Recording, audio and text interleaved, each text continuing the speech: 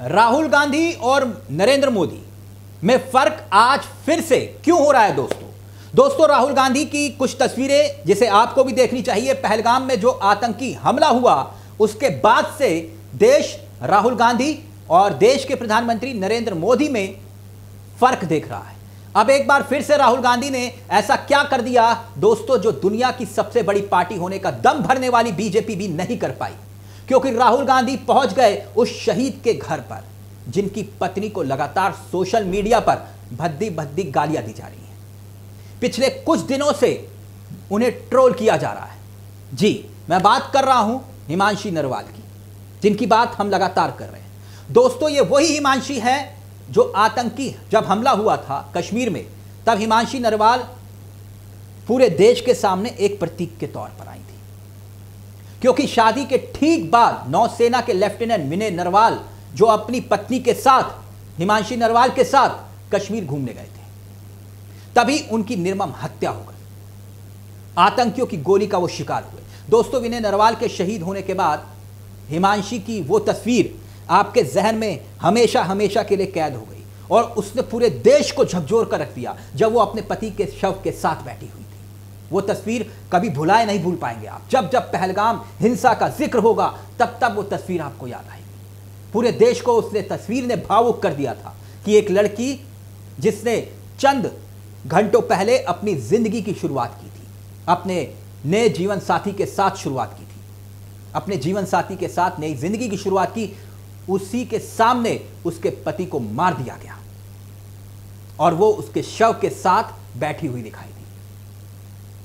लेकिन दोस्तों जैसे कि आप जानते हैं कि दिक्कत कब शुरू हुई, तब जब हिमांशी नरवाल ने इतना सब कुछ हो जाने के बावजूद, जो उसके साथ घटा उसके बावजूद भी पूरे देश को, पूरे मुल्क को एक संदेश दिया था हिमांशी ने, यह कहते हुए कि आतंकियों पर एक्शन हो, हर हाल में हो, उसे न्याय चाहिए, लेकिन मुसलमानों और कश्मीरियों को टारगेट नहीं किया जाना चाहिए। बस यही बात अखर गई उनको जो नफरत की राजनीति करते हैं, क्योंकि हिमांशी का यह संदेश कुछ लोगों को इतना नागवार गुजरा, उसके बाद सोशल मीडिया पर उन्हें ट्रोल किया गया। ओछी ओछी मानसिकता रखने वाले लोगों ने किस कदर ट्रोल किया आप सोच भी नहीं सकते। और बीजेपी जो ये कहती है कि महिला के सम्मान में बीजेपी मैदान में, बीजेपी के एक राज्य के मुख्यमंत्री ने मुंह तक नहीं खोला। विवाद बढ़ा तो राष्ट्रीय महिला आयोग की अध्यक्ष जो खुद बीजेपी का चेहरा है वो सामने जरूर आई, लेकिन रस्म अदायगी हुई, महज एक ट्वीट हुआ, उसके बाद बात खत्म। लेकिन हैरानी की बात यह, हिमांशी नरवाल के सम्मान में जो पूरी तरह से ट्रोल कर रहे थे उनके खिलाफ बीजेपी के एक नेता ने भी बयान नहीं दिया। रक्षा मंत्री राजनाथ सिंह को टैग करके लोगों ने परेशान कर दिया, लेकिन रक्षा मंत्री मौन रहे और एक बार भी रक्षा मंत्री ने कोई कार्रवाई की बात नहीं की। लेकिन जिस वक्त हिमांशी को जरूरत थी सरकार की, तब राहुल गांधी उनके साथ खड़े हो गए। मीडिया के निशाने पर रहने वाले राहुल गांधी करनाल पहुंच गए, हिमांशी से, उनके पीड़ित परिवार से मुलाकात की। अब फर्क फिर वही कि पहलगाम की घटना हुई तब से याद कीजिए, पहलगाम में आतंकी हमला हुआ तब राहुल गांधी कहां थे, देश के प्रधानमंत्री नरेंद्र मोदी कहां थे।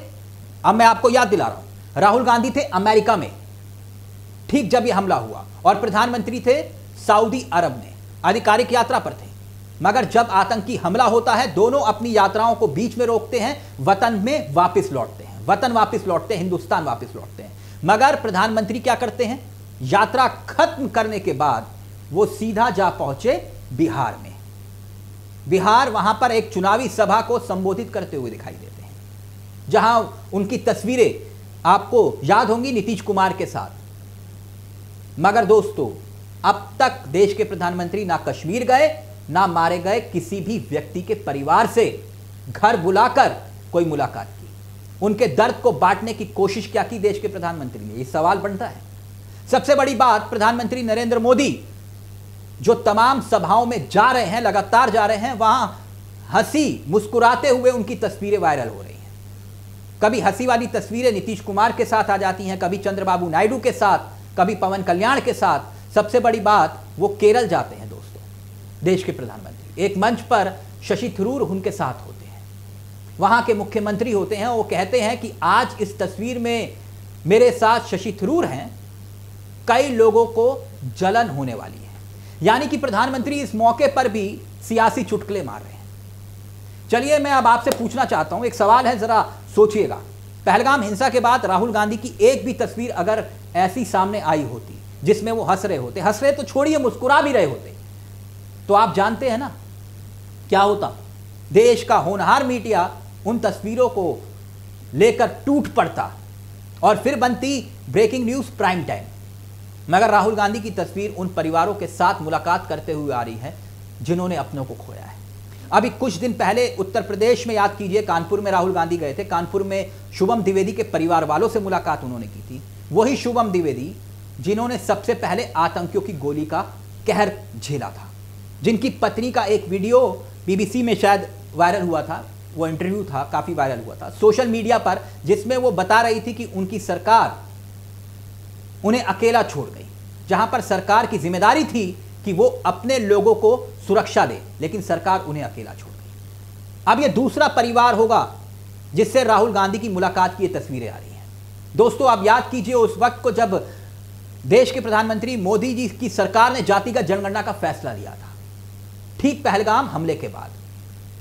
और भाजपाई क्या कहते थे कि जो जाति की बात करेगा उसको मारेंगे लात, कुछ इस टाइप का, बटेंगे तो कटेंगे। लेकिन वही भाजपाई जो कह रहे थे कि 1.5 साल से लगातार बार बार राहुल गांधी रट लगाए हुए हैं, जिनको अपनी जात का पता नहीं, वो जात की बात करते हैं, वही राहुल गांधी की इस फैसले के बाद बहुत बड़ी राजनीतिक जीत थी। जातिगत जनगणना सरकार ने फैसला लिया, लेकिन उसके बावजूद राहुल गांधी ने उस जीत के लम्हे में भी शुभम द्विवेदी के परिवार वालों को वो नहीं भूले।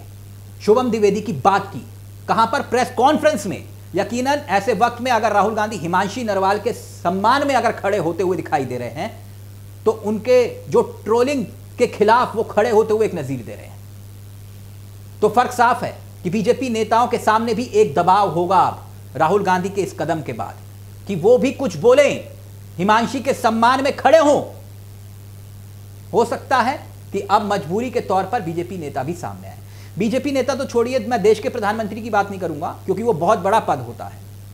अगर रक्षा मंत्री भी, राजनाथ सिंह जी भी एक ट्वीट करके हिमांशी के खिलाफ ट्रोल करने वालों को एक चेतावनी भी दे देते, तो किसी की औकात नहीं थी कि वो हिमांशी नरवाल का चरित्र हरण कर देते। लेकिन हकीकत आप जानते हैं दोस्तों, पूरी की पूरी भाजपा इस मुद्दे पर मौन रही, लेकिन राहुल गांधी सामने आ गए। उनके प्रवक्ताओं की जो आदत है विपक्षियों से सवाल पूछना, लेकिन ऐसे वक्त में, ऐसे लम्हे में जब शहीद के परिवार वालों को उनकी जरूरत थी, बीजेपी की जरूरत थी, बीजेपी के नेताओं की संवेदना की जरूरत थी, तब उस वक्त उस औरत को अकेला छोड़ दिया गया। उन नफरती चिंटुओं के बीच में जिनकी सोच पर, जो गिद्ध वाली सोच पर तरस आता है। लेकिन क्या अब राहुल गांधी के इस कदम के बाद हिमांशी और हिमांशी का परिवार उस मानसिक प्रताड़ना से बाहर निकलेगा? यह एक बड़ा सवाल है। तभी मैंने हमेशा आपसे कहा कि आप इस नफरत की राजनीति का ना तो शिकार होइए और ना किसी को बनाइए। ये खबर आपको कैसी लगी दोस्तों, हमें कमेंट बॉक्स में जरूर बताइएगा।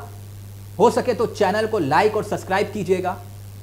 अगली एक और खबर के साथ होगी मुलाकात। मुझे दीजिए इजाजत। नमस्कार, जय हिंद, जय भारत।